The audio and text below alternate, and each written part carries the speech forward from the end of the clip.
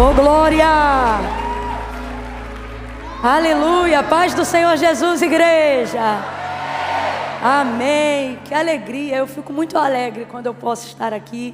Eu quero agradecer mais uma vez a honra do convite, porque de verdade é um convite muito honroso. Enquanto nós estávamos em adoração, louvando ao Senhor, eu estava ali, eu dizia: Senhor, essa igreja, ela é uma igreja tão abençoada, porque quando nós estamos aqui, a gente sente como uma das últimas canções que foram entoadas aqui, ela nos afomenta de Deus, né? Todas as vezes eu quero dar esse testemunho, eu preciso ser fiel a esse testemunho sobre essa igreja e dizer que de todas as vezes que eu tive a oportunidade, tenho de estar aqui, eu venho aqui e no culto eu sou fomentada de uma forma como se fosse uma nova convertida, sabe? E isso é a presença do Espírito Santo de Deus nessa casa. E a presença do Espírito Santo de Deus, ela só habita nesse nível, ela só congrega nesse peso em lugares que não negociam a palavra de Deus. Então eu quero louvar a Deus pela Lagoinha Alphaville, que o Senhor mantenha em vós essa chama acesa, esse amor genuíno, como disse Paulo a Timóteo, essa fé não fingida. Deus abençoe a vida de vocês. Pastor André, é sempre bom lhe ouvir. Obrigada pela oportunidade de estar aqui. Pastora Késia, gente, Késia está magra, a maravilhosa, zero gordura. Falei para ela: se tu começar a ganhar massa agora, aquelas saradas vão chorar. Késia, eu amo sua vida, respeito demais a unção que você carrega. Todas as vezes que eu venho aqui, que você está no culto, eu fico mais corajosa, porque sua vida é tão cheia do Espírito Santo, que você é daquele tipo de mulher que não intimida pelo que carrega, mas que encoraja outras pessoas através do que você carrega. Eu discerno isso no Espírito, na virtude de Deus sobre a sua vida. Muito obrigada, viu? Deus abençoe. Glória a Deus. Feliz de estar aqui com a minha mãe. Semana passada ela estava aí por outras terras, mas ela voltou. Aleluia. Mãe, a senhora está chiquetésima. Quando ela sabe que vai vir Alphaville, o guarda-roupa dela muda completamente. Deus abençoe o Carisma. Tudo que vocês fazem, qualquer iniciativa que o Carisma tem, eu me sinto honrada em poder estar presente, porque eu sei que vai para um outro nível, né? Então Deus abençoe os ministros de louvor. Hoje o ministério de louvor que nos conduziu em adoração é do Carisma, não é isso? Eu vi que tinha um sal, um negócio assim. Deus abençoe toda essa igreja. Abra comigo a sua Bíblia no livro de Atos dos Apóstolos. Oh, aleluia! Capítulo de número 9. Livro de Atos dos Apóstolos, capítulo de número 9. Gente, eu estou tremendo. E não é frio e nem covardia. É um temor do Senhor que repousa sobre nós nessa noite. Sabe quando você está assim com seu pé encolhido? Sabe quando você está andando devagar para não pecar? Que temor do Senhor, aleluia. Oh, aleluia. Aleluia. Oh, aleluia, aleluia. Oh, glória, oh, glória. Aleluia. Aleluia. Aleluia. Atos, capítulo de número 9. Deus abençoe pastor Samuel, pastora Thaís, meus amigos. Eu amo a vida de vocês. Tê-los aqui na primeira fileira me anima, porque eu sei que se ninguém der glória a Samuel e Thaís, marcha em tudo.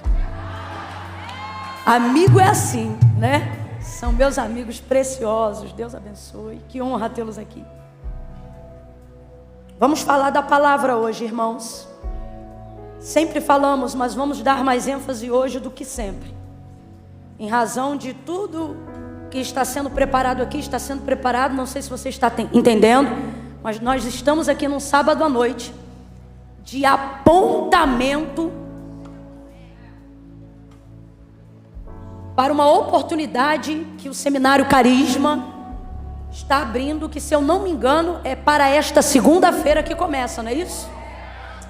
E isso me alegra muito a alma, porque nós estamos vivendo dias muito difíceis. Por exemplo, enquanto eu estava ali assentada e ouvindo o que o Espírito de Deus está para compartilhar conosco nesta noite, o Senhor falava comigo que agora mesmo, enquanto nós estamos aqui debruçando sobre a palavra de Deus, agora mesmo existem pessoas utilizando esse mesmo tempo para reescrever aquilo que você conhece como texto sagrado, excluindo, incluindo, colocando, retirando.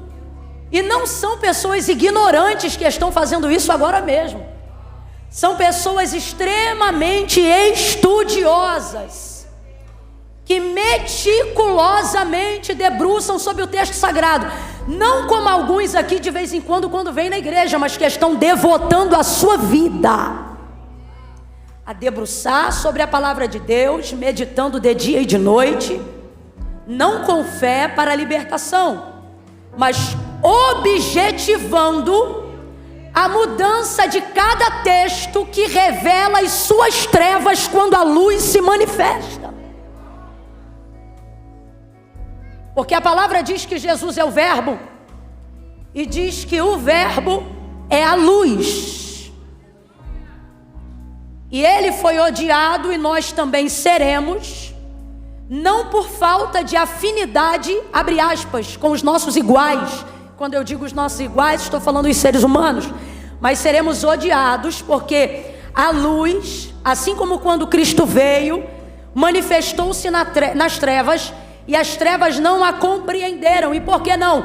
Porque suas obras eram mais.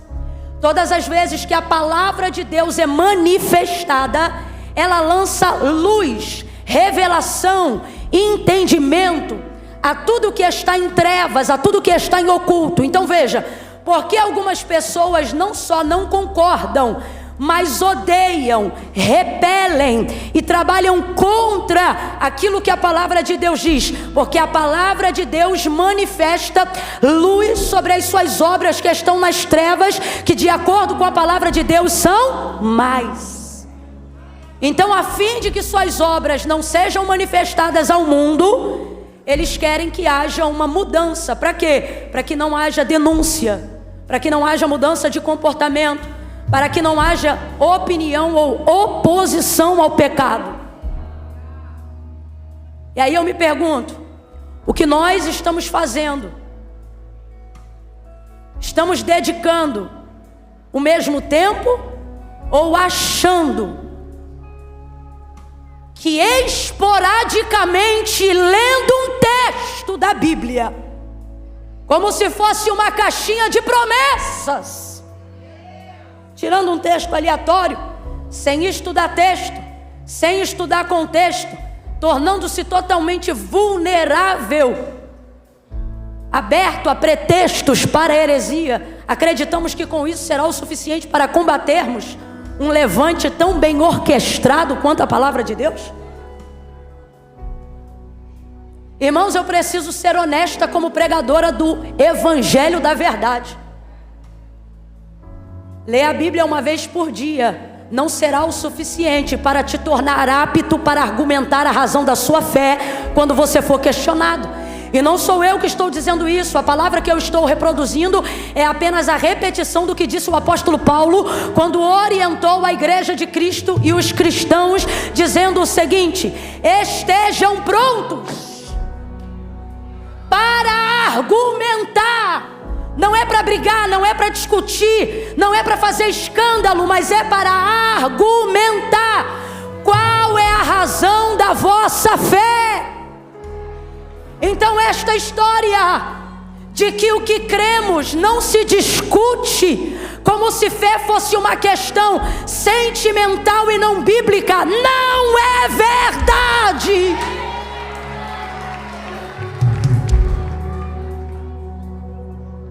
Você precisa.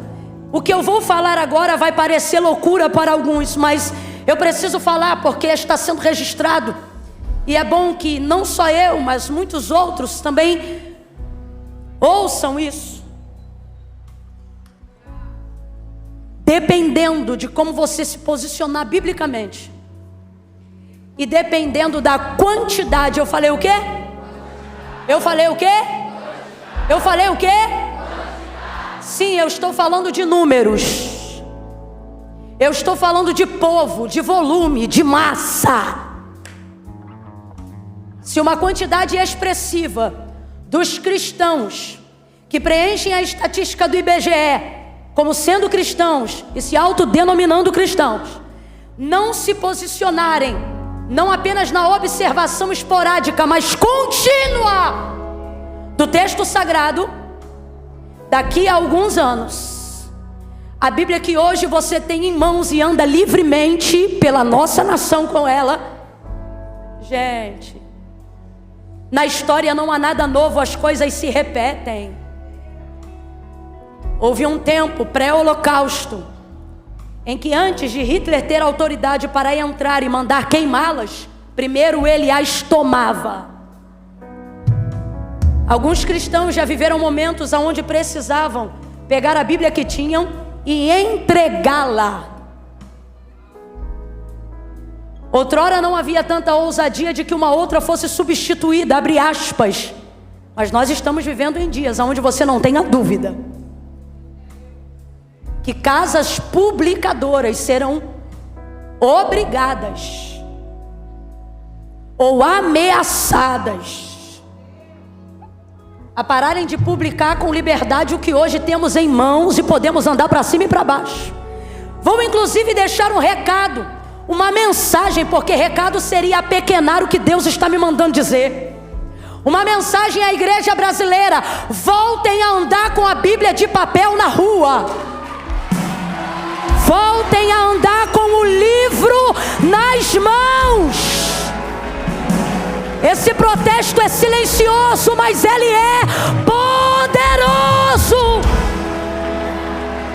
Mas acima de tudo, escrevam ela na tábua do seu coração, porque olha para mim, eu vou falar rasgado.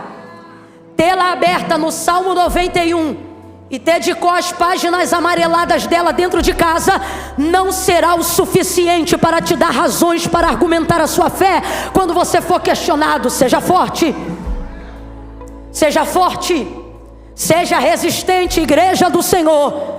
Nós não somos a força que o mundo espera, nós somos a resistência que o diabo não atropela. Resistir ao diabo e ele fugirá.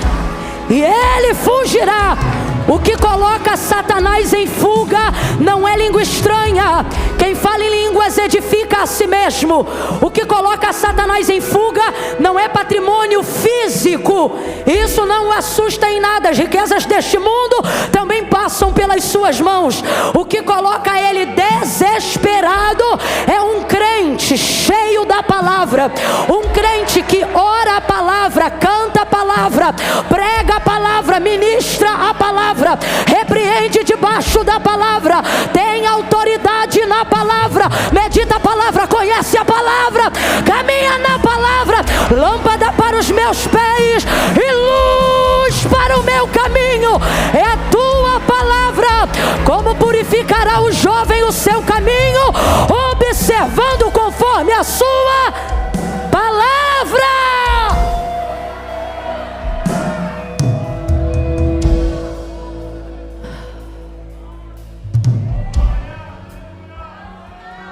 Olha para o seu irmão, que eu não vou comer esse rolo sozinha não. Olha para o seu irmão e diga assim para ele: leia a Bíblia. Diga assim: leia ela toda.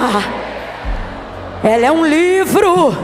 Diga para ele ou para ela: leia de Gênesis a Apocalipse. Diga, e o que você não entender, estude, leia de novo, e de novo, e de novo. Leia a Bíblia, leia a Bíblia, Leia com o coração aberto. E que o Senhor abra diante de você a porta da revelação da palavra por esses dias. Que você entenda que o manual da nossa vida é o que está escrito nela. Nela estão as palavras que nos conduzem à vida eterna.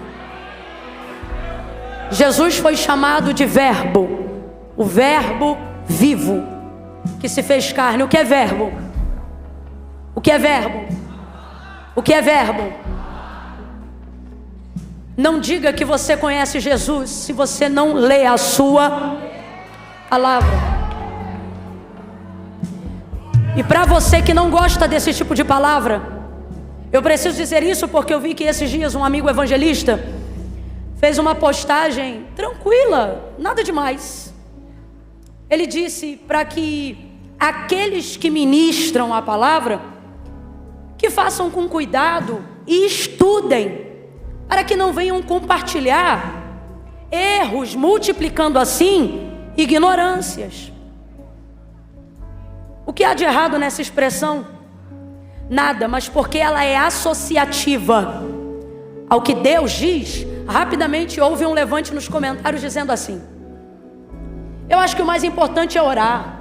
Se o crente estiver cheio de unção, nada disso importa. E coisas desse tipo que só manifestam a ignorância de quem não lê e de quem não sabe o poder que há nelas. Inclusive, as orações destes que acham que oram muito não são respondidas. E não é porque esse amigo postou isto ou porque eu estou dizendo, mas é porque ela mesma adverte, falando sobre isso e dizendo: pedis, não recebeis. Por que pedir mal? E por que vocês pedem mal? Ele diz: porque vocês não conhecem a Escritura e nem o poder que há nelas.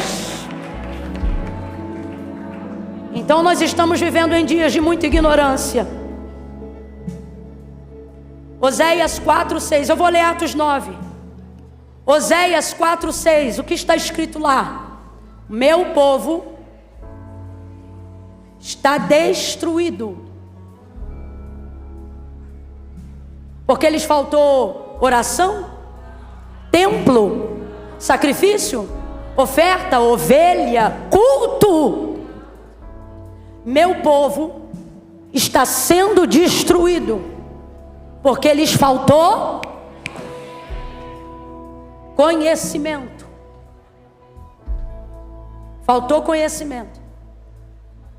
Se você não buscar o conhecimento de Deus, não importa quantas horas de oração você dedique, se você orar fora da palavra, não haverá resposta. E aquele que se aproxima de Deus não pode pedir como se não esperasse alguma coisa, porque diz assim o autor da carta aos Hebreus: é necessário que todo aquele que se aproxima de Deus creia que Ele existe e que Ele é galardoador daqueles que o buscam. Eu vou ler Atos 9, mas é que eu não podia perder a oportunidade. Nós vamos continuar nesse tema de dizer que segunda-feira uma oportunidade se abre de inscrição para você começar. Ah, Camila, mas eu não organizei meu horário. Pois organize depois da matrícula. Coloque a sua inscrição ou o curso como prioridade e encaixe os outros horários depois. Coloque a palavra em primeiro lugar, que é o único lugar que ela deve estar. Faça isso. Não brinca não, irmãos. Não brinca não. Você sabe por quê? Satanás tentava Jesus quando foi conduzido pelo Espírito ao deserto, dizendo assim para ele: porque está escrito. Diga para mim, responda: o diabo conhece a Bíblia, sim ou não? Conhece mais do que eu e você, sim ou não? Ele sabe o que está escrito. E quando ele quer desviar um crente, ele não aparece de chifre e cauda. Ele aparece usando os textos, fazendo sua mente ficar confusa. E somente a mente de quem fica confusa? A mente de quem só viveu decoreba e não estudou. Vou falar rasgado. Isso aqui é uma verdade. Olha o que ele dizia: porque está escrito. Mas olha como Jesus respondia: mas também está escrito. Olha para quem está do teu lado e diga: você tem que ter o também. O que é o também? Eu não sei só o que eles usam para dissuadir a minha fé. Eu sei o que eu posso usar para argumentar contra o engodo do maligno. Está te faltando um também.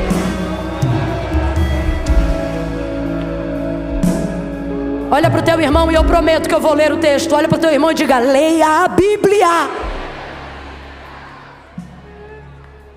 Atos 9. Pare de terceirizar a palavra de Deus. Quantas vezes falamos tantas bobagens, baseado no que ouvimos e não no que estudamos, e nos enveredamos nos erros. Por quê? Porque estamos terceirizando a leitura da palavra com vídeos no YouTube. Estamos terceirizando a leitura da palavra através de canções, que por mais lindas que sejam, não substituem a leitura metódica, pragmática, estudiosa da palavra de Deus. Leia a Bíblia, igreja! Porque ainda que um dia nos ameacem tentando tirar ela das nossas mãos, tentando impedir com que tenhamos um exemplar dela na nossa casa, se fizermos como Davi, que dizia: de manhã eu medito, à tarde eu observo, e à noite eu descanso na tua lei, vai acontecer conosco o que aconteceu com ele. Ainda que alguém tire de nós algum texto sagrado, não vai mudar uma realidade. Qual?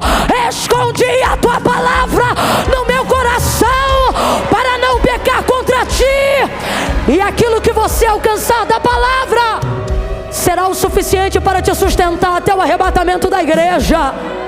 Será o suficiente para te ensinar a argumentar qual é a razão da vossa fé. Eu estou querendo parar, mas o Espírito de Deus está movendo aqui, e o que Ele está dizendo é: igreja, até quando vocês vão deixar aqueles que mal conhecem a nossa cultura, aqueles que mal conhecem a nossa realidade, aqueles que não sabem nada sobre as Sagradas Escrituras, falarem e intervirem como se conhecessem a Bíblia? São desviados, apostatados, pecadores não arrependidos, que vivem por aí falando: ah, mas está escrito assim, está escrito assim. Eu nunca vi isso ou aquilo na Bíblia. Está na hora da igreja abrir a boca e dizer: nunca viu, porque você só leu o que te convinha, e usar o que disse Jesus quando confrontou Satanás no deserto. Mas também está escrito. Argumenta, igreja, argumenta, igreja, vai para cima com a palavra, igreja. Mas também, oh meu Deus, olha de novo para esse crente, diga para ele: leia a Bíblia.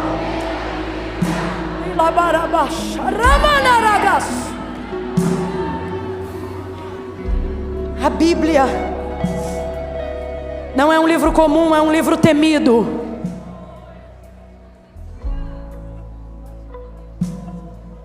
Você tem uma espada cortante nas mãos.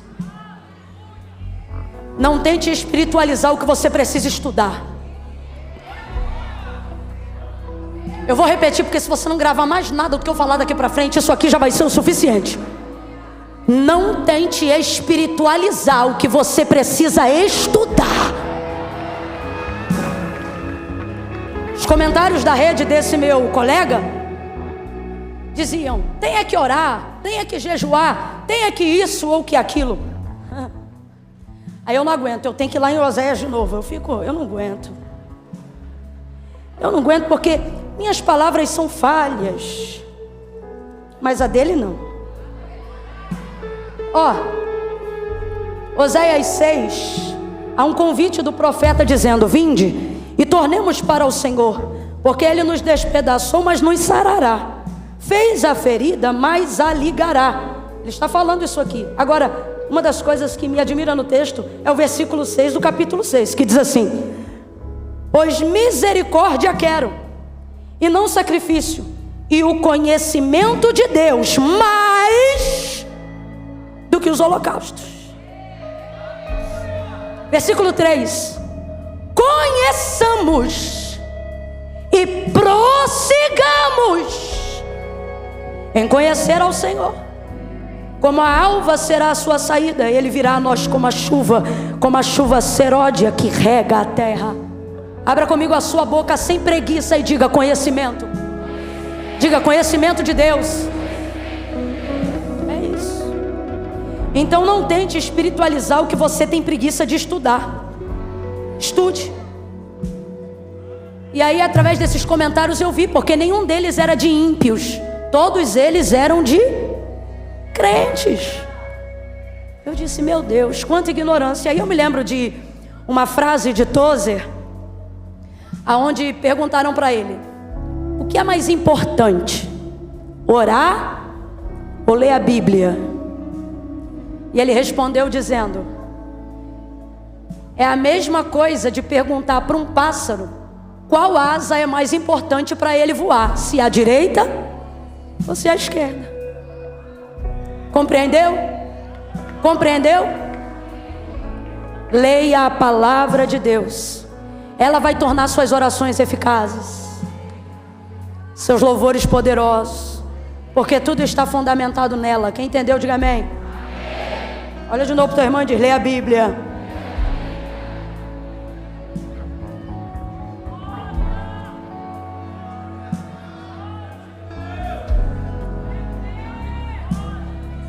Atos capítulo 9.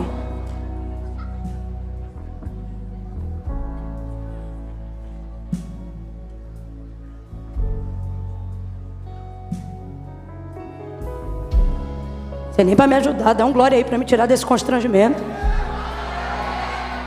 Isso.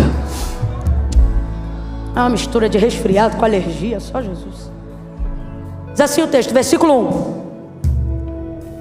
Saulo, respirando ainda ameaças e mortes contra os discípulos do Senhor, dirigiu-se ao sumo sacerdote e pediu-lhe cartas para as sinagogas de Damasco, a fim de que se encontrassem alguns daquela seita, quer homens ou quer mulheres, os conduzissem presos a Jerusalém. Aproximando-se ele de Damasco na sua viagem, subitamente o cercou um resplendor de luz do céu. Aproximando-se ele de Damasco na sua viagem, subitamente o cercou um resplendor de luz do céu. E caindo por terra, ouviu uma voz que lhe dizia: Saulo, Saulo, por que me persegues?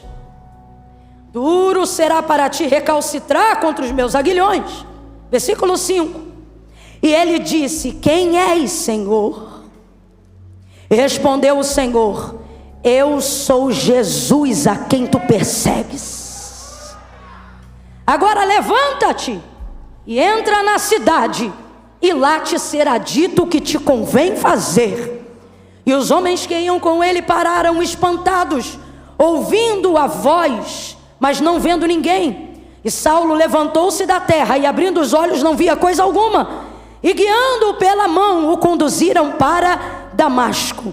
E esteve 3 dias sem ver, e não comeu e nem bebeu. Vamos continuar. E havia em Damasco um discípulo chamado Ananias. E disse-lhe o Senhor em uma visão: Ananias! E ele respondeu: eis-me aqui, Senhor. E disse-lhe o Senhor: levanta-te e vai à rua chamada direita e pergunta em casa de Judas por um homem de Tarso chamado Saulo, pois ele está orando. Era para ter dado um glória a Deus. Ele já está mais convertido que eu e você. Tem nem 3 dias de conversão e o menino já está orando. Numa visão ele viu, ou seja, enquanto orava, numa visão ele viu que entrava um homem chamado Ananias e punha sobre ele a mão para que ele tornasse a ver. E respondeu Ananias: Senhor, de muitos ouvi acerca deste homem, quantos males ele tem feito aos teus santos em Jerusalém, e que aqui ele tem poder dos principais sacerdotes para prender a todos os que invocam o teu nome. E disse-lhe o Senhor a Ananias: vai, porque este é para mim um vaso escolhido para levar o meu nome perante os gentios, os reis e os filhos de Israel, e eu lhe mostrarei o quanto ele vai padecer pelo meu nome. Então Ananias foi, entrou na casa e, impondo-lhe as mãos, disse: irmão Saulo. Meu Deus, o Senhor Jesus, que te apareceu no caminho por onde vinhas, me enviou para que tornes a ver e seja cheio do Espírito Santo. Aleluia. E imediatamente lhe caíram dos olhos como que umas escamas, e ele recuperou a vista e, levantando-se, foi batizado. Diga amém por essa palavra. Diga amém. Senta dando glória a Deus aí. Senta aliviado, dizendo aleluia.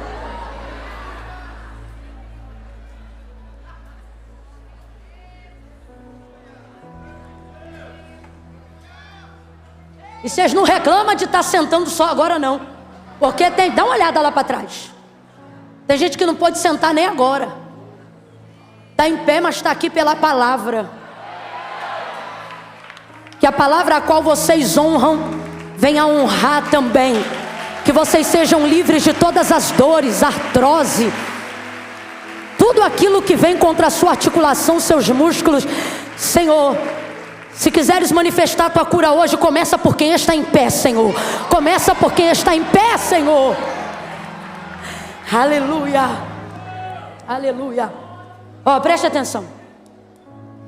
A conversão de Saulo você leu comigo, então eu não preciso usar muito tempo contextualizando, porque você leu a narrativa do contexto toda comigo. E eu dei ênfase na leitura, você percebeu? Para você não ficar assim, não entendo. Não, você entrou na leitura comigo, eu senti, eu percebi. Porque na hora que eu falava de uma coisa boa, você reagia, então você estava dentro do contexto. Isso é bom, porque aí a gente ganha muito tempo agora na aplicação.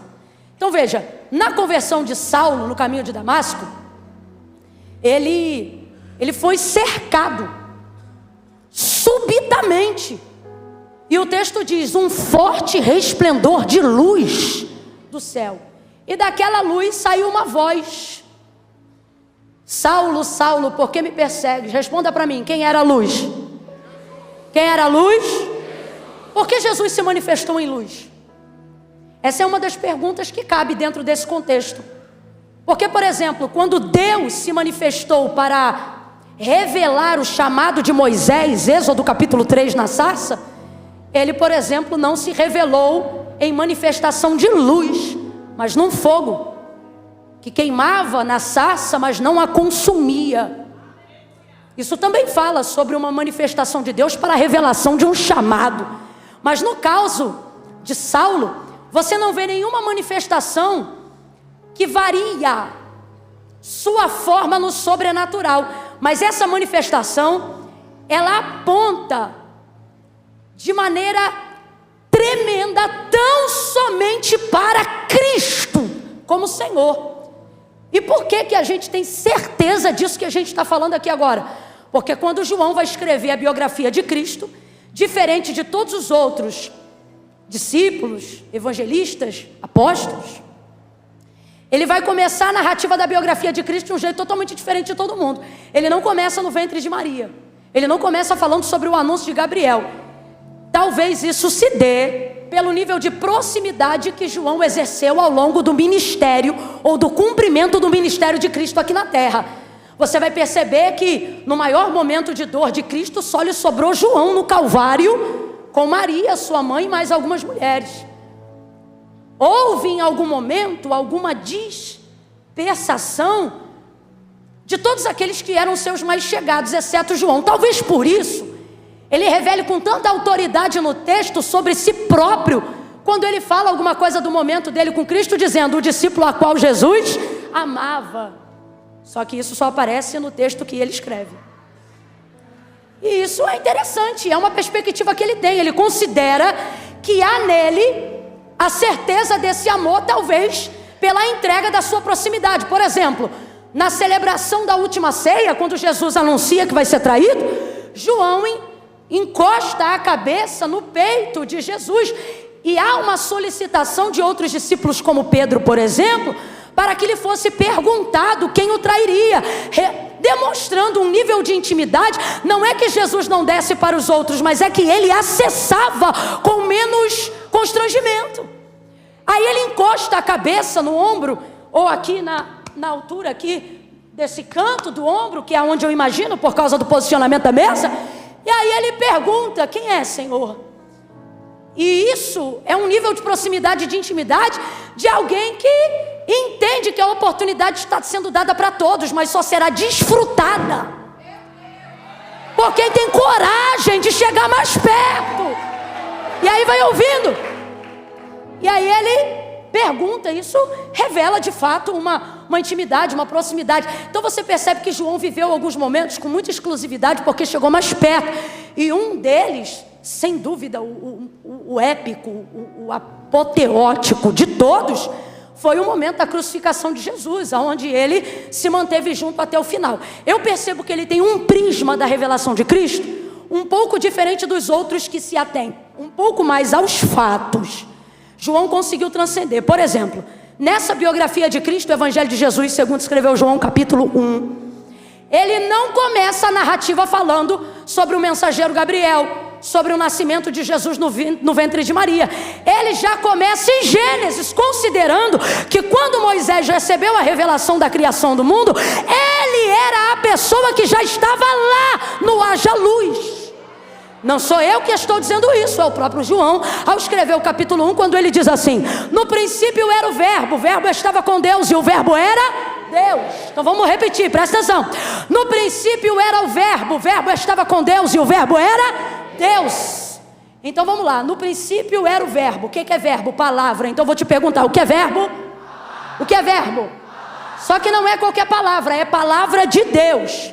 A palavra utilizada ali no grego é a mesma palavra utilizada pelo autor da carta aos Hebreus, quando ele aponta que a fé vem pelo ouvir, e o ouvir da palavra de Deus. Perdão, Romanos. Então veja, é essa palavra a palavra de Deus. Então João, abre aspas, está predatando na sua consciência e para todos nós a existência de Cristo, não a partir do momento que ele foi nascido do ventre de Maria, mas de acordo com a profundidade do seu conhecimento, em razão da proximidade de Cristo, ele revela a compreensão de que Jesus, abre aspas, já existia, fecha aspas, no haja luz. Camila, eu não estou entendendo, vou falar bem rasgado. Na revelação do texto de João, o que ele está dizendo é que ele não apareceu só no haja cruz, ele já estava presente no haja luz. Ele era a luz que manifesta, que responde, que corresponde. No princípio era o verbo, no princípio era a palavra. Complete aí, verbo, mas ao invés de verbo diga a palavra, só para sua melhor compreensão. O que João está dizendo no capítulo 1, no princípio era o... Perdão, eu botei a preposição errada. O artigo. No princípio era a palavra. E a palavra era quem? Sujeito aí. Quem era a palavra? No princípio era o verbo, que é a palavra. A palavra era... E aí ele não diz somente isso. Ele diz assim, ó. A palavra estava com Deus. A palavra era Deus. Então eu vou te perguntar, quem é Jesus? Na sua expressão de compreensão. E você só pode responder de um jeito. Por quê? Porque não há nenhuma revelação maior de que Ele é, de quem Ele é, a não ser através da manifestação da sua palavra. Tanto é que na sua carnalidade, quando esteve aqui na terra, não foi conhecido apenas como homem, mas como verbo vivo. Palavra manifestada carnalmente. humanamente. Por isso João continua no mesmo texto dizendo: e vimos a sua glória como a glória do unigênito do Pai. E vimos, sentamos com ela, oramos com ela, conversamos com ela, almoçamos com ela, jantamos com ela, e vimos a sua glória como a glória do unigênito do Pai, cheio de graça, justiça e verdade. Por quê? Porque Jesus é Deus. Por isso João não o vê, ou não data a sua existência na sua consciência apenas no conhecimento do nascimento de Maria, mas ele data desde o que ele compreende como manifestação da palavra revelada em Gênesis. O que está escrito lá? No princípio a terra era sem forma e vazia, o Espírito de Deus se movia sobre a face das águas, e disse Deus: haja luz, e houve luz. Volta para João 1. No princípio era o verbo estava com Deus, o verbo era Deus. Ele continua: nele estava a vida. Então diga para mim, a vida está onde? Aonde está a vida? Está na hora de você entender que não é o físico que manifesta o espiritual, porque o espiritual ele nasceu muito antes do físico. É por isso inclusive que Deus é Espírito. Que a palavra de Deus diz sobre Deus? Que Deus é. Não foi a terra que disse ao Espírito: manifeste a luz. Foi o Espírito que manifestou a sua palavra e disse ao nada: haja luz. E houve luz. Sabe quando você vai dar crédito ao que está escrito aqui? Quando você compreender que não é o comportamento do físico que manifesta a palavra, mas é o comportamento no espiritual que muda o comportamento físico habitual e cotidiano. Não sou eu que movo ela, é ela que me move. A oração de um pregador genuíno não pode ser apenas: Deus, me usa na tua palavra. Mas quando você crê que a palavra de Deus é viva, sabe como é que você ora? Deus, que a tua palavra me use. Porque o que Deus adverte sobre ela? A palavra de Deus é viva. A palavra de Deus é viva. Isso não é poesia, isso é realidade. Enquanto você achar que isso é filosofia, essas palavras vão ser como a leitura de qualquer outro livro.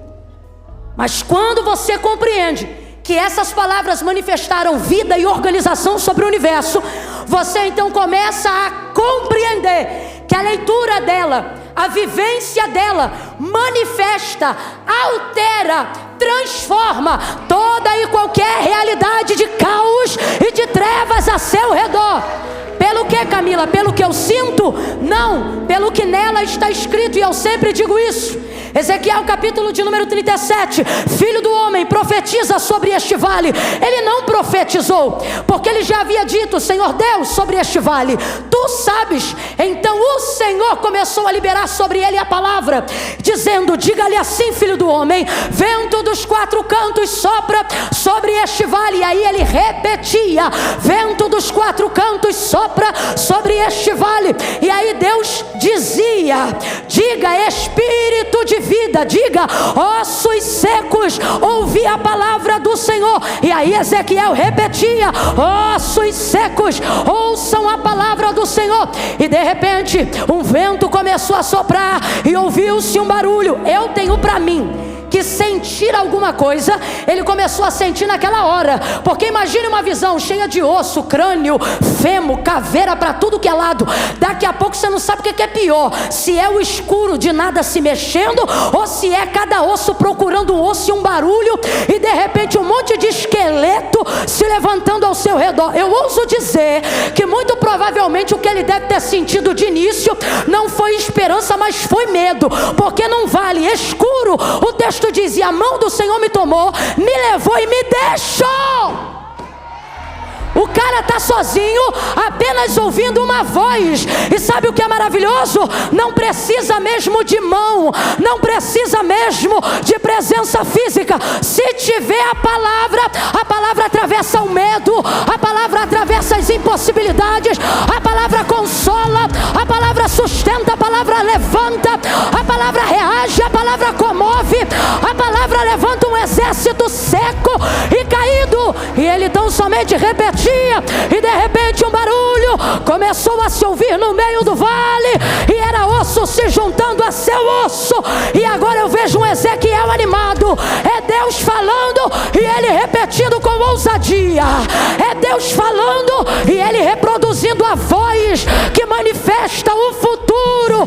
É Deus falando e ele dizendo: e porém em vós nervo, e porém em vós carne, e porém em vós tendões, e porém em vós espírito de vida, espírito de vida, e vocês viverão. É uma visão. É uma visão que aponta para o estado atual e para o futuro de Israel. Tudo isso vai acontecer na visão a partir do momento que Ezequiel começa a repetir e a manifestar a palavra de Deus, independente do que ele sente. Por quê? Porque quem conhece a Bíblia não manifesta sentimento, manifesta o que a Bíblia diz. Eu não estou dizendo que você não sente, eu só estou dizendo que você não dá voz aos sentimentos que neutralizam a sua fé.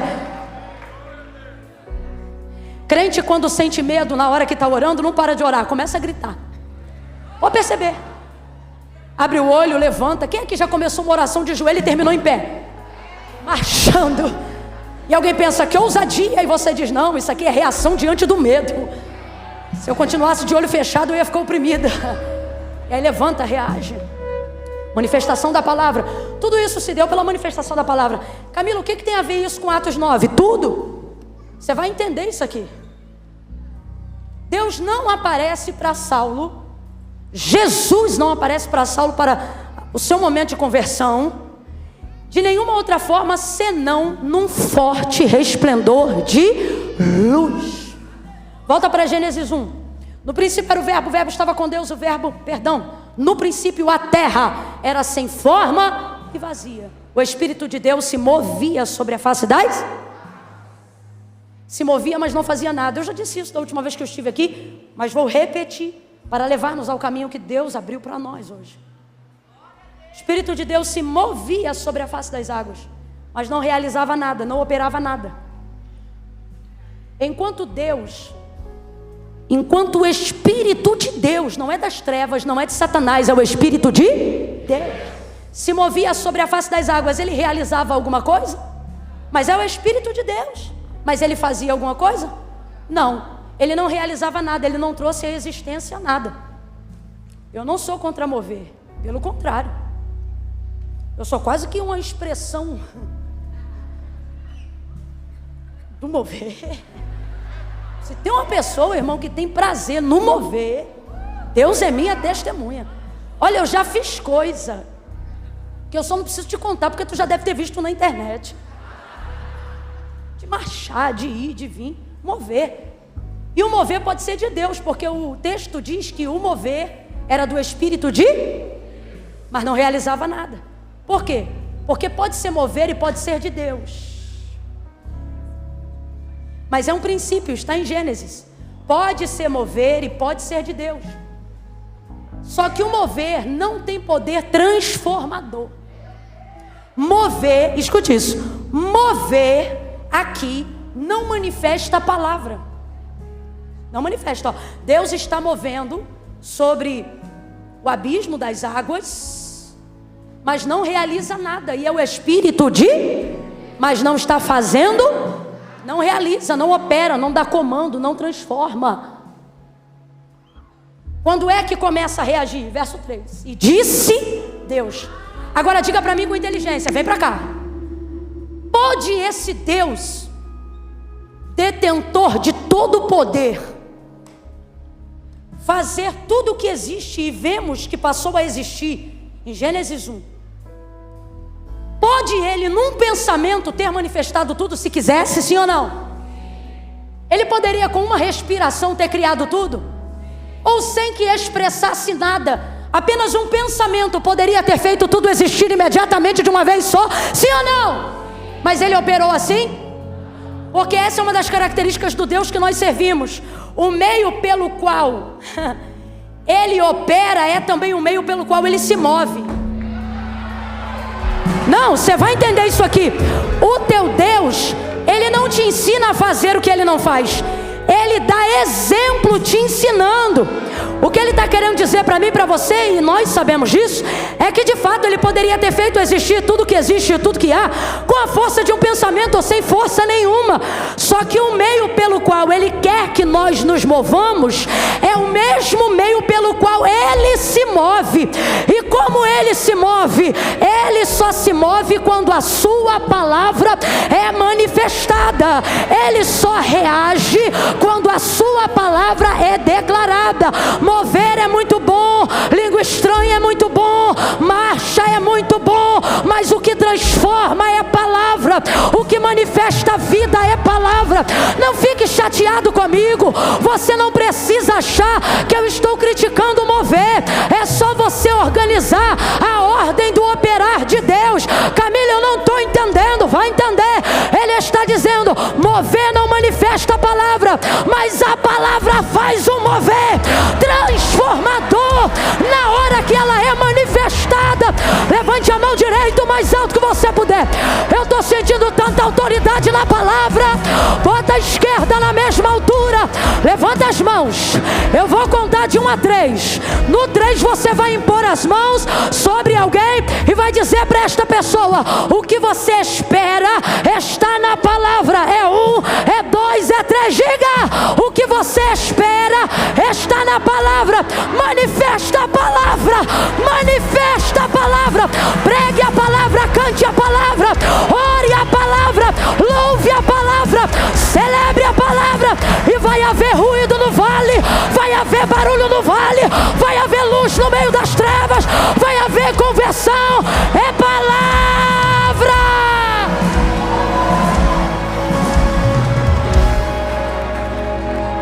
Eu tenho sido repetitiva nestes dias, mas é porque nós precisamos colocar a palavra de Deus no único lugar que ela funciona. Aonde, Camila? Ela não pode ser o recurso do desesperado, ela precisa ser a escolha do sábio. Palavra. Aí eu acho, não, o que a palavra de Deus diz?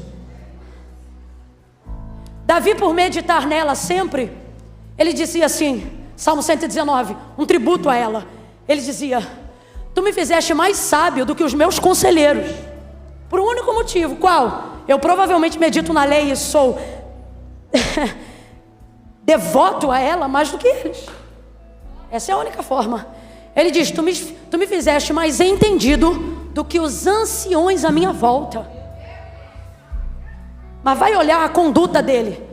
Só salmodiava a palavra, louvava a palavra, orava a palavra.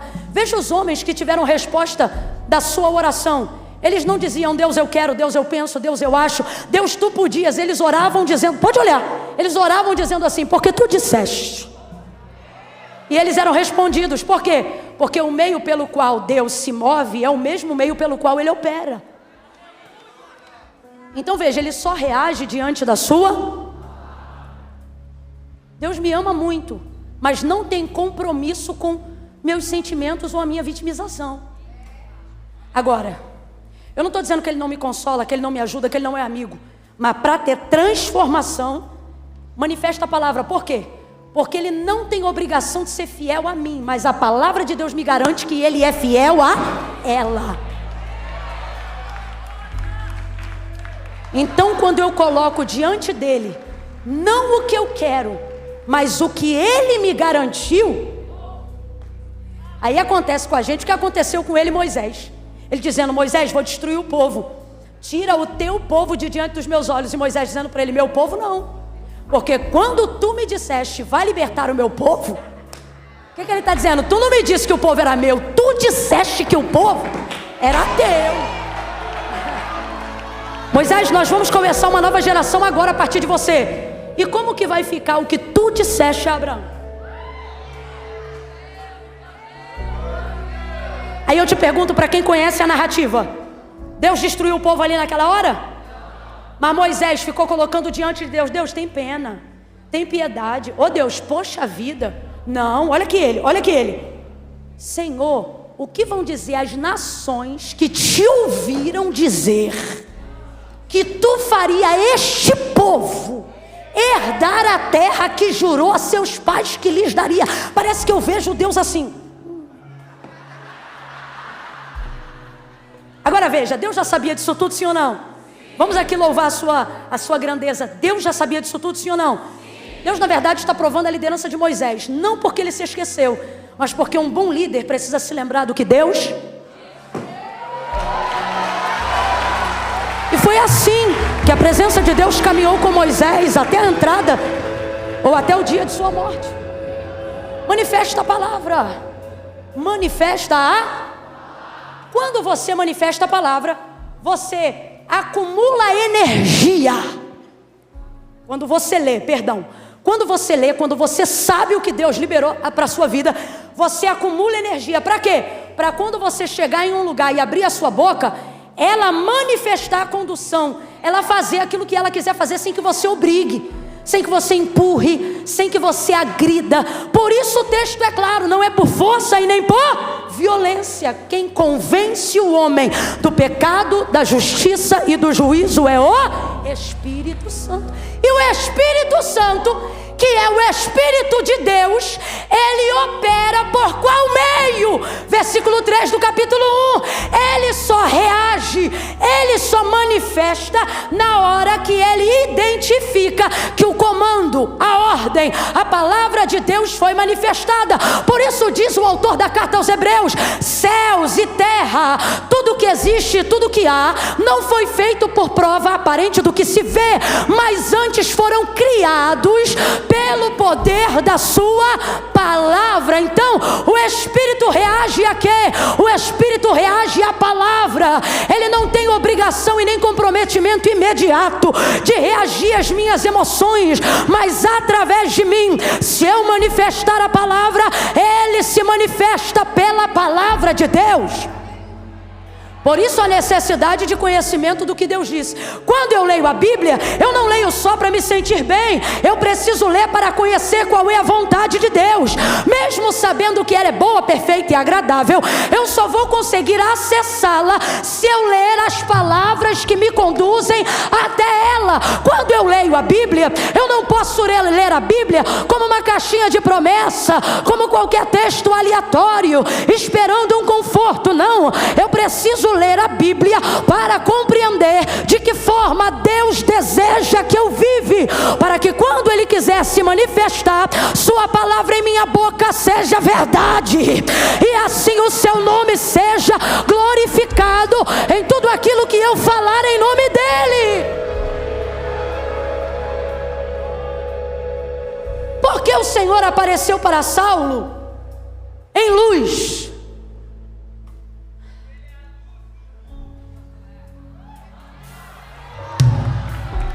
E por que tomou a forma de luz para falar com Saulo? Porque Saulo vivia nas maiores trevas que um homem pode viver. Os rituais de malignidade, Camila? Não.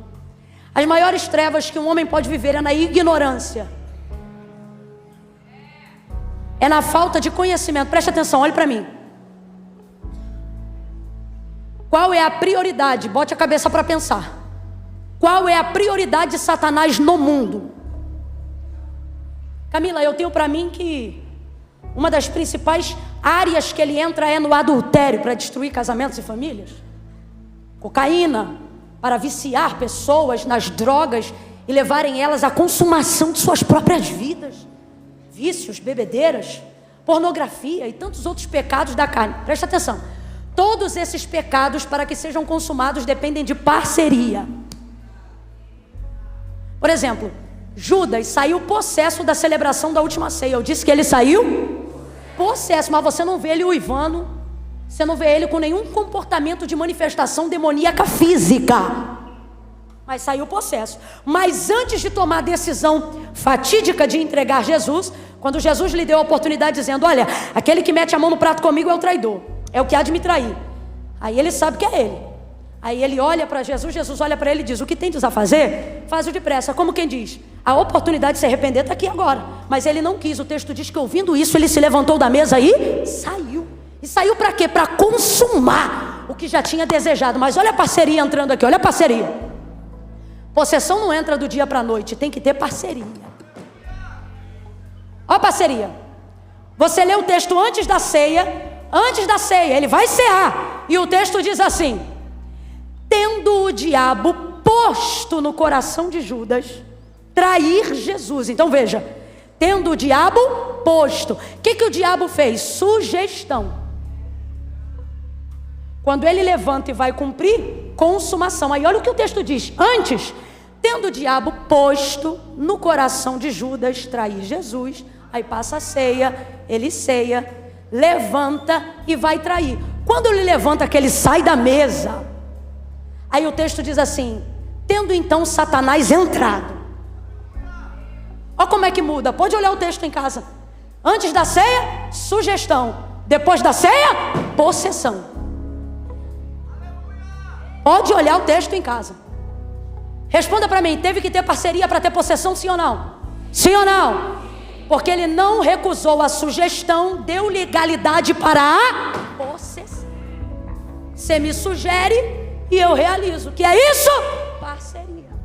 Você faz sua parte, eu faço a minha. Então veja, todas essas obras, Satanás conta com a atividade de alguém. Mas tem uma que ele trabalha prioritariamente para que não dependa nem da atitude dessas pessoas. Ele quer privá-las do conhecimento de Deus. Porque a única maneira de uma pessoa não desejar Deus é se tornando ignorante acerca de quem Ele é. Porque Deus é bom. Completa aí para mim. Deus é? Vem, Deus é? Quem aqui não gosta do que é bom? O salmista convida-nos a conhecer a Deus dizendo assim: provai e vede que o Senhor é bom. Prova. Olha o que ele está dizendo: se você provar, nunca mais você vai dizer que é ruim. Prova que tu vai ver que ele é bom. Então aonde é a atuação de Satanás? Impedir com que você faça a degustação. Por quê? Porque aí você fica ignorante no conhecimento de quem Deus é. Aí vamos lá. A Bíblia revela qual é a prioridade do trabalho do diabo. Qual é a prioridade do trabalho dele? E o príncipe deste século. Colocou neles vício? Ensinou eles o que é pornografia? E o príncipe deste século cegou o entendimento para que não cheguem ao conhecimento da verdade. Que verdade é essa? Você até confundiu e falou a palavra. Agora olha a manifestação do Filho de Deus.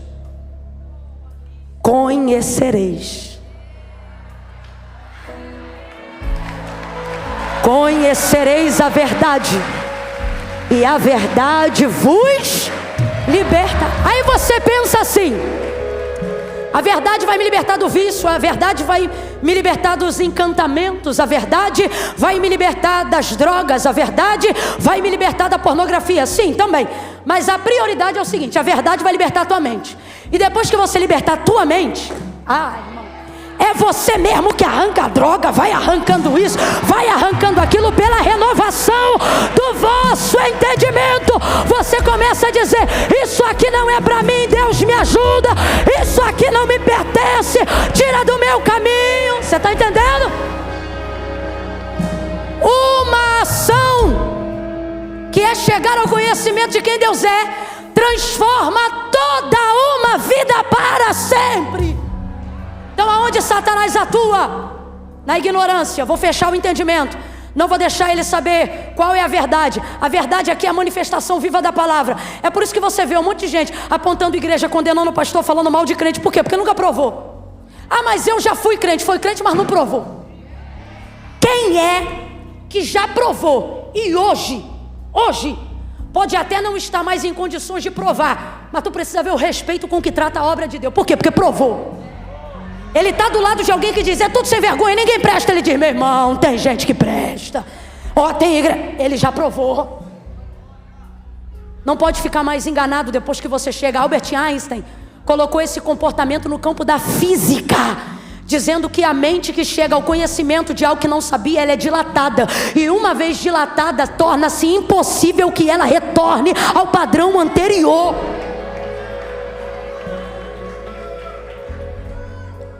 Por que o Senhor aparece em luz, subitamente cercando Saulo, para manifestar-lhe as trevas da sua ignorância? Por que falamos ignorância? Porque o problema de Saulo é só um: ele não persegue o evangelho por acreditar que o evangelho merece a perseguição, mas por ele acreditar que o evangelho é uma seita e Jesus não passa de um charlatão. Então veja como Paulo se assemelha a nós quando o assunto é ignorância.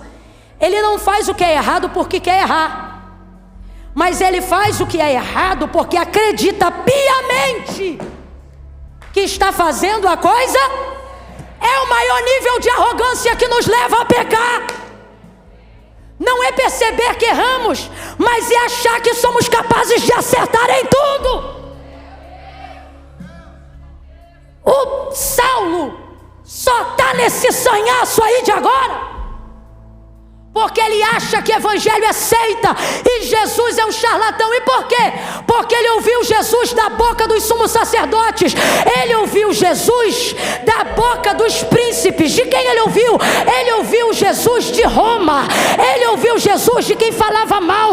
Ele nunca provou.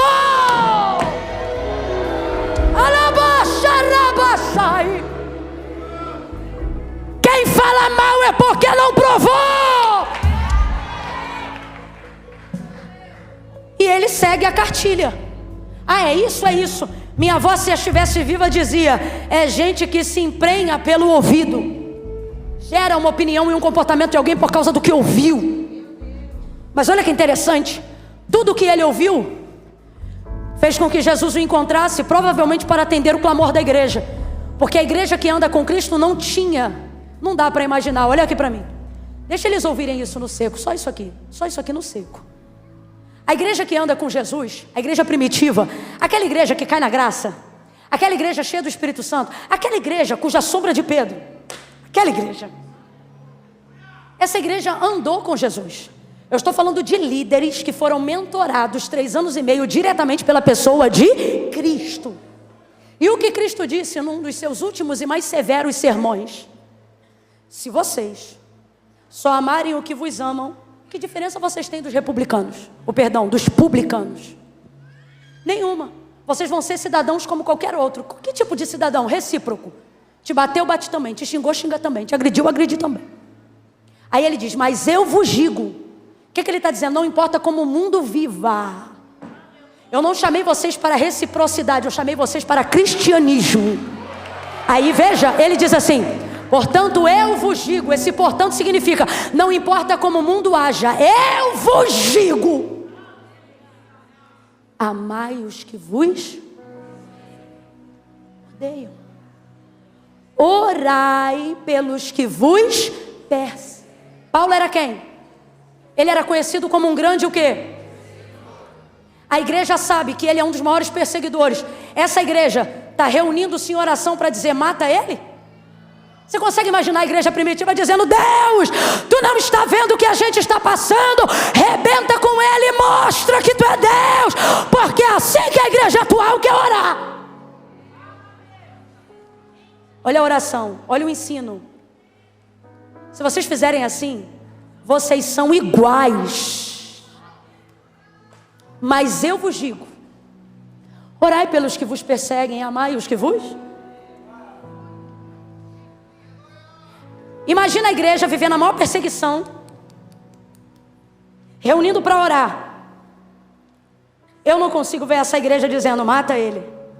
Eu não consigo ver um Pedro que negou Jesus 3 vezes, orando para dizer: mata os perseguidores. Não, eu acho que ele olha para ele, porque quem tem consciência da sua redenção, quem sabe de onde Deus te tirou, sabe que Deus tira qualquer um da onde estiver. Se você não crê que Jesus salva o mais vil pecador, é porque você ainda não teve uma noção plena de onde foi que Deus te tirou. Ele disse: eu não consigo imaginar Pedro orando e dizendo: mata os perseguidores. Não, Eu tenho para mim que a oração da igreja primitiva, sou eu que estou falando, baseada no que Jesus ensinou, haja vista que eles estão colhendo do Espírito, seja: salva Jesus. E sabe por que eu sinto isso? Porque o nome mais conhecido de Saulo não era Saulo, mas era sua variação para o romano, que era o quê? Paulo. Mas quando Jesus encontrou-se com ele, não chamou de Paulo, chamou de... que é a variação do seu nome para o hebraico, que na verdade é Shaul, que significa o quê? Saul, que significa o quê? Pedido foste a Deus. Aí eu vejo Jesus chegando para esse camarada e dizendo assim para ele: Shaul, Shaul. Se você estivesse lendo o Novo Testamento no grego, você ia ler assim: Shaul, Shaul. Essa frase, essas palavras estariam escritas em hebraico.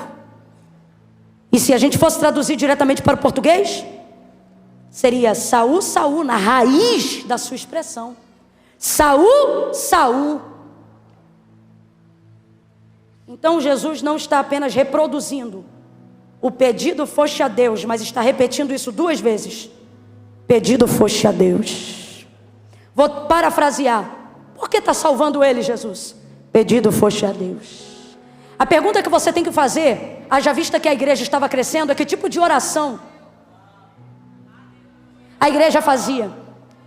Uma igreja como aquela, que tipo de pedidos essa igreja apresentava? Aí Ananias vai dizer: de muitos ouvi. Aí Deus o interrompe, dizendo... o interrompe não, o argumenta, dizendo: vai, porque ele é pra... Eu não vim aqui saber quem ele é na boca dos outros. Eu vim aqui para te dizer quem ele é na minha boca. Você está entendendo o que a palavra de Deus está manifestando aqui? A palavra de Deus vai converter a vida de um homem, trazendo a ele o conhecimento de quem Deus é, através da manifestação de luz. E naquela luz Jesus vai dizer, quando ele pergunta: quem és, Senhor? Ele vai responder: eu sou Jesus, a quem tu persegues. Agora responda: ele chegou ao conhecimento de quem era Jesus na primeira pessoa, sim ou não? Sim ou não? Sim. Analise o texto, sim. É o próprio, Jesus não está dizendo: diga que sou eu, na boca de um profeta. Não, Jesus está encontrando ele e está dizendo: eu sou Jesus.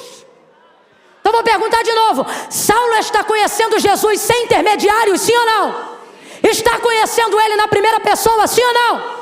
Quando você conhece ele por intermediários, você precisa de mais tempo. Mas quando você se relaciona diretamente com ele, um encontro basta. Um encontro basta. Rendido ao chão, Jesus não lhe despediu assim, mas disse: levanta-te. Porque na presença de Deus, o seco já passou, já pode voltar. Para a gente fechar junto. Camila, depois que você falar isso, você prega mais 10 minutos. É isso mesmo. 10 tá bom. Levanta-te. Faz um som aí de quem está se levantando. Que som é esse, Camila? É o som forte que você vai fazer agora. Levantando isso.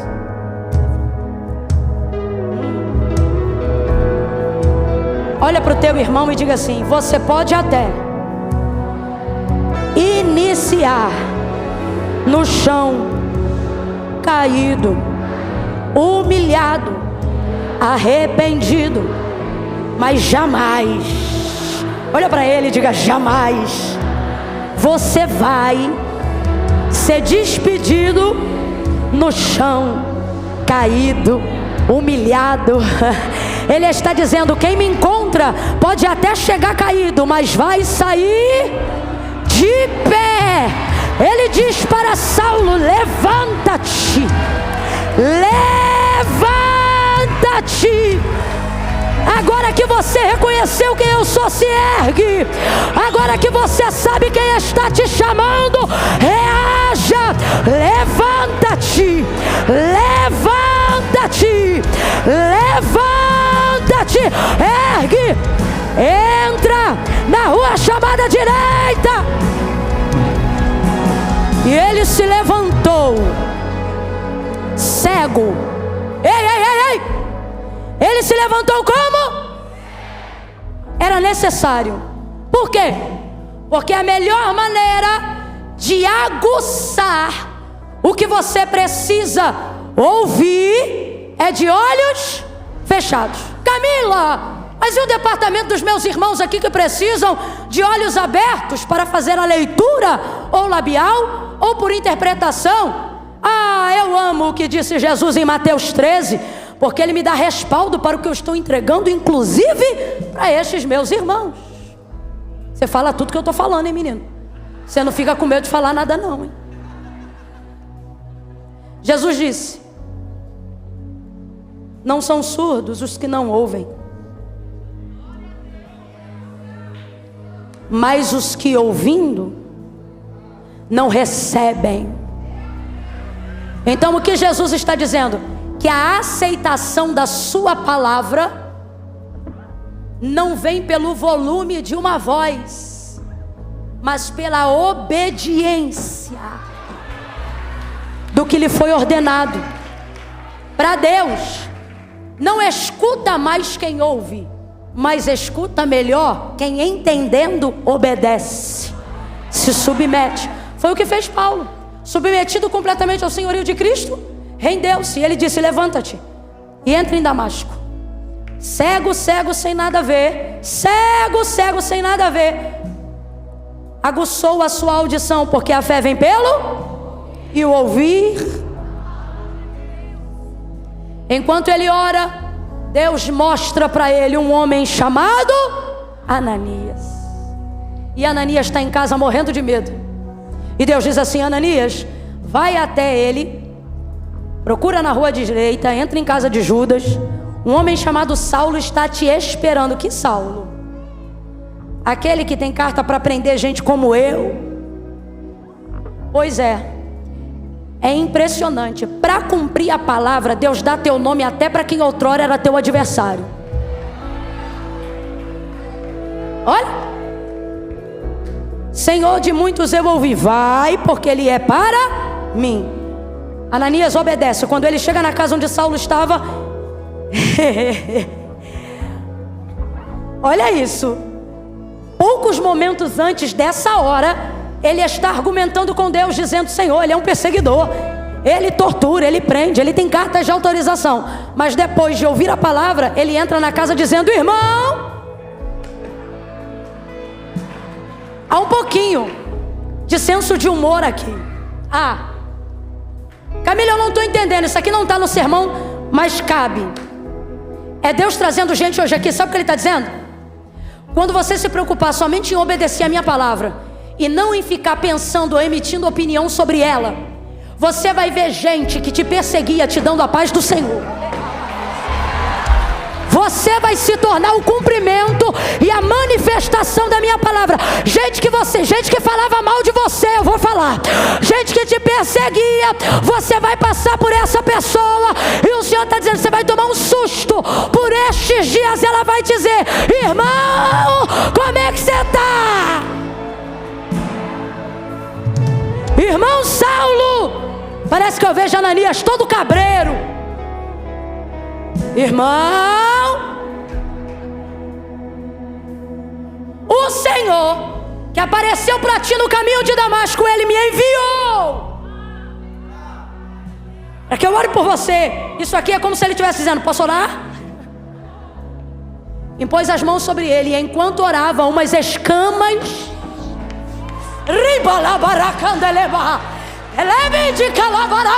sai.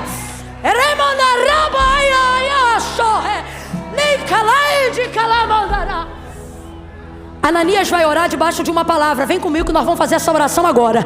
Ananias vai orar debaixo de uma, porque a palavra de Deus para ele foi: vai lá, procura na rua direita, em casa de Judas, por um homem chamado Saulo, e ora por ele.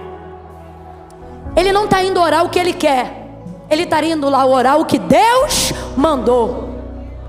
Enquanto ele ora, o que isso significa? Enquanto ele faz o que Deus, as escamas, como se fosse escama, começa a sair dos olhos do homem, e ele passa a enxergar. Depois de 3 dias cego, sua vista é recuperada.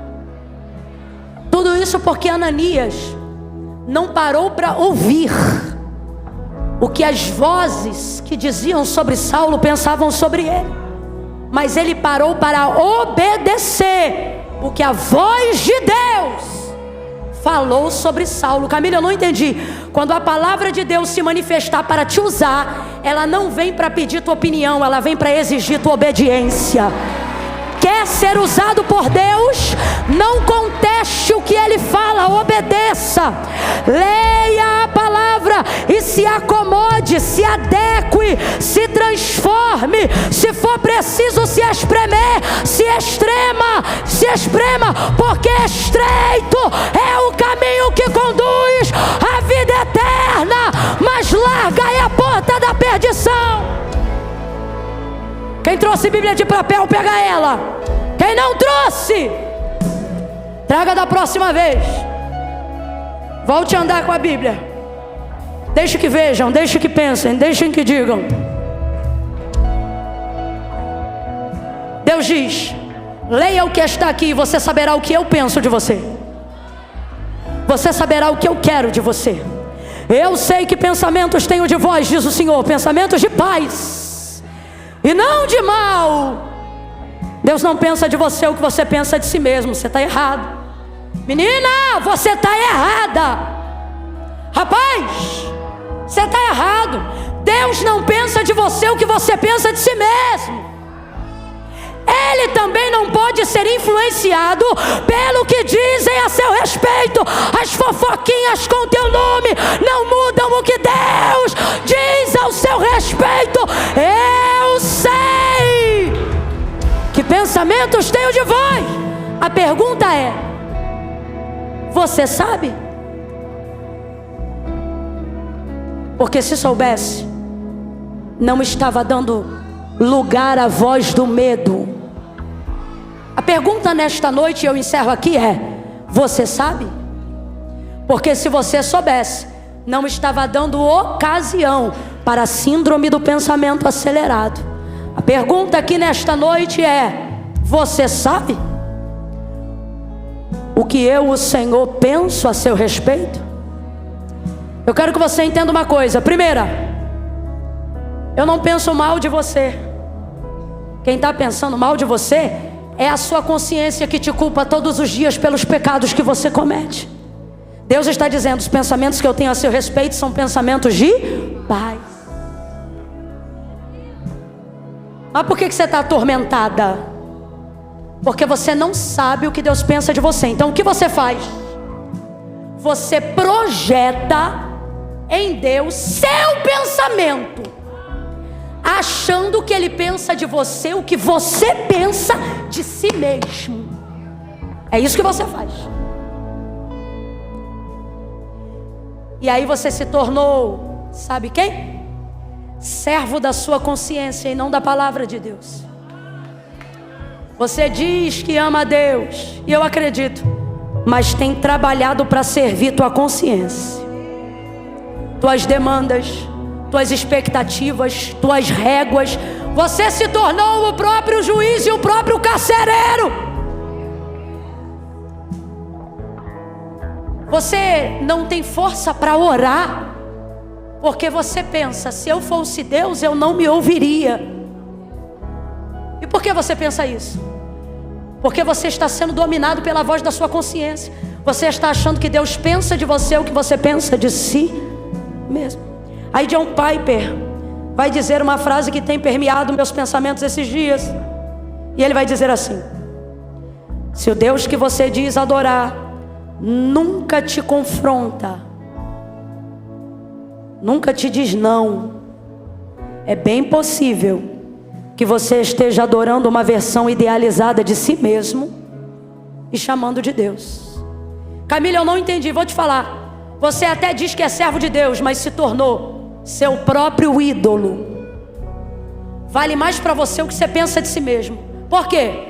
Porque se valesse o que Deus disse a seu respeito, você não deixava os seus pecados te manterem distantes.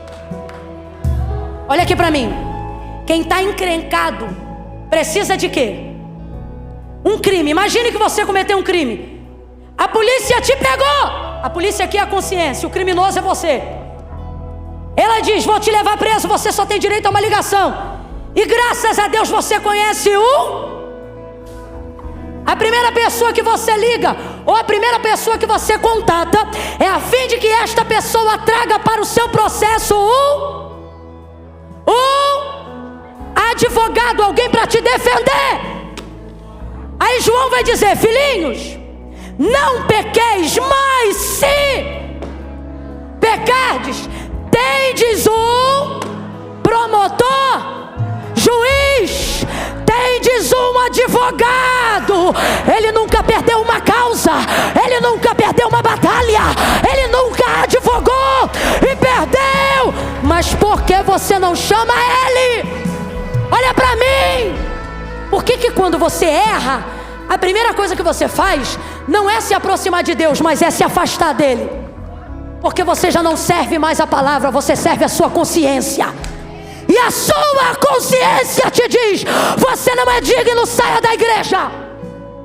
Você não é digno, não ore. Sujo, imundo, como você ousa cantar hinos de louvor a Deus.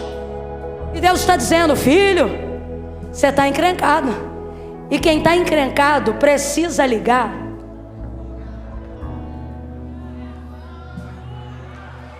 Camila, se a relação é óbvia, por que ela não é executada assim?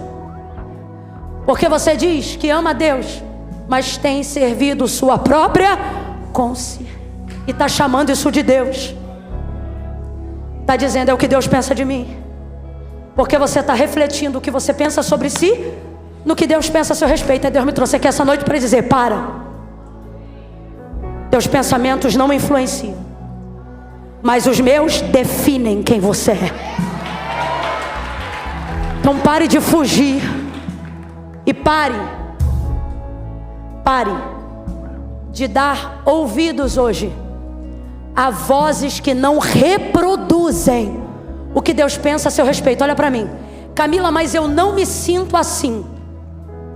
Isso não é sobre como você se sente. Isso é sobre o que a palavra de Deus liberou ao seu respeito. O que é crer nela? É sentir uma coisa boa? Não. É se submeter a ela a tal ponto que mesmo quando eu não estou sentindo, eu estou obedecendo. E é enquanto você obedece que ele muda sentimento, que ele transforma pensamento e que ele renova o seu entendimento. Tire as como chama isso? Isso aí. Os corredores vão ser liberados agora. Vou contar de 1 a 3. No 3, a gente sabe cantar uma canção cujo refrão, eu acho maravilhoso o jeito que Deus opera. Sempre que a gente vem aqui, a gente termina num Pentecoste, né? Mas olha, a gente não vai terminar hoje com mover, mas com uma palavra que vai transformar. É por isso que eu vou pedir para eles, se eles sabem cantar uma canção, que o refrão dela, eu não sei nem se é o refrão. Ai meu Deus, eu sei que tem uma parte dela que diz assim: aquieta minha alma, faz meu coração ouvir tua voz, me chama para perto. Sabe, a gente sabe essa música? A gente, você sabe que são vocês, né? Como é que é o refrão dessa música? Alguém lembra? Ah, é isso mesmo? Essa música tem uma revelação bíblica incrível. Ó, porque na verdade eu descobri que tudo que eu preciso está em ti. Ó, mas meu coração é teimoso demais pra ti. Por quê? Por causa da consciência. Sei que depender de como viver perigosamente, mas eu preciso acreditar e confiar no que eu penso de mim, no que você. Isso é fácil? Não é não.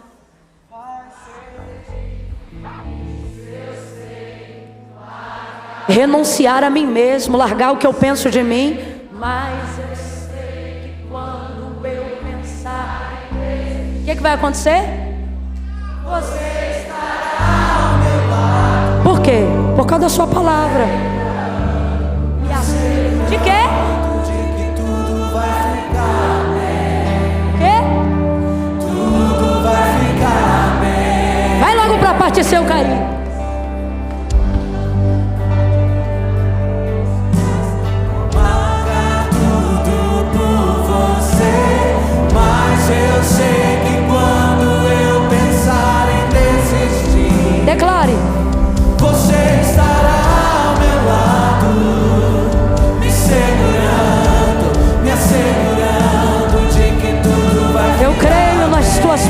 palavras. Vai para aquela parte. Se eu cair, e se eu cair, quer? a sua mão me levantará. Vai! E se eu chorar, toda lágrima você enxugará. E se eu cair? E se eu cair, O quê? a tua mão me levantará. Diga aí. E se eu chorar, toda lágrima Chama ele. Chama ele. Diga. então E o quê? e aquieta minha alma. Ah, Senhor, Faz meu coração a tua palavra nos acalma, a tua voz nos guia, é ela quem nos orienta, firma os nossos pés. me chama pra perto. Cumpre a tua palavra. Assim eu não me sinto só. Aquieta, aquieta, aquieta. Oh, E aquieta minha alma. Faz meu coração sai desespero, saia mensagens de desgraça. Bondade e misericórdia me seguirão todos os dias da minha vida, e habitarei na casa do Senhor por longos dias. Cumpre a tua palavra, glorifica o teu nome. Segura, segura, segura. Troca de novo, troca de novo. Cadê o que eu tava?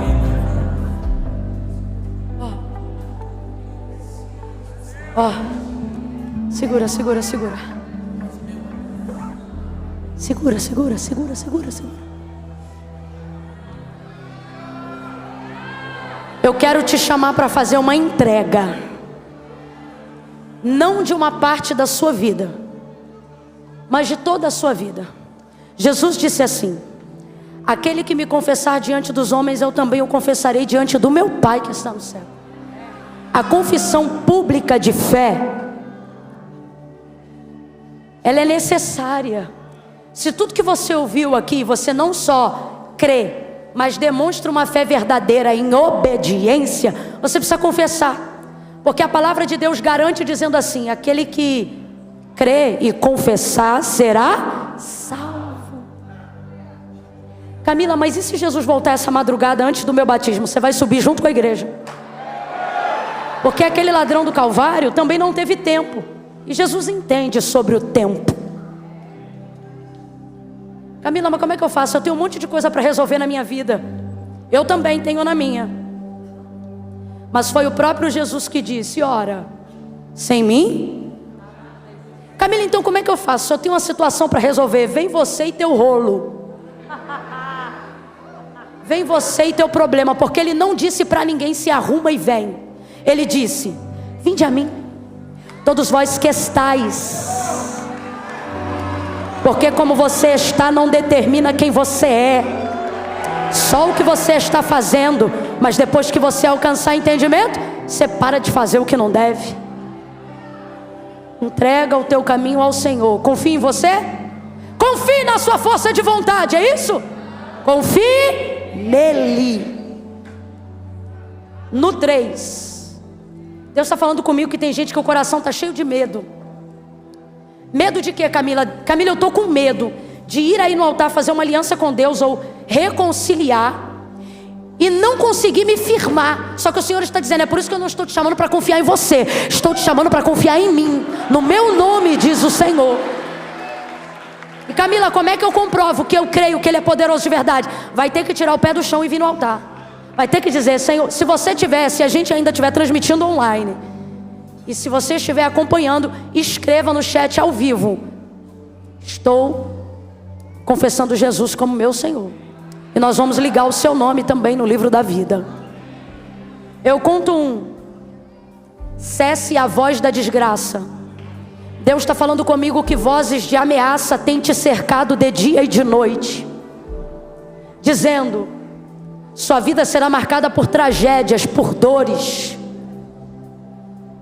Mas o Senhor está dizendo, e eu conto 2: em obediência eu corrijo a tua rota, e se cumprirá sobre a sua vida o que diz o Salmo 23: Ao término dele, bondade e misericórdia me seguirão todos os dias da minha vida. Eu quero declarar que a partir do momento que você confessar Jesus como Senhor, maldições do passado serão destruídas. E você vai começar a viver a novidade de Deus.